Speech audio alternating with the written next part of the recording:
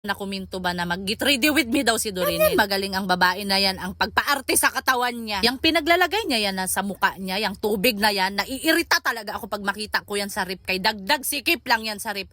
Hindi ko alam kung bakit kailangan ilagay sa rip ang tunir-tunir daw na yan. Palagi ko tong mapapansin sa kanya ba, magpahid-pahid siya ng mga puti na yan na tatapalan niya yung mga nangingitim sa mukha niya. Paano hindi yan magkaroon ng pangingitim yung mga bakas sa pimples niya? Kay nagpupuyat. Yung pinambili niya dyan sa BB cream na daw na yan na Miska. Kung itinulog niya na lang, hindi na niya kailangan maglagay niyan. Kaya hindi siya magkaka-pimples, kaya hindi na puyat. O tinatakpan niya ngayon yung eyebag niya. Sino ang may kasalanan bakit nagka-eyebag? Siya din. Kaya hindi natutulog sa tamang oras. Sus, Dorinel, kahit ilang beses mo patakpan yung mga eyebag mo na yan, lalabas pa rin yan. Kaya buburahin din naman ang makeup. Tignan mo ang babae. O napakaraming itatapal sa pagmumuka niya. Siya rin naman ang may gawa sa mga yan. Kung nakikinig ka, kung matulog ka sa tamang oras,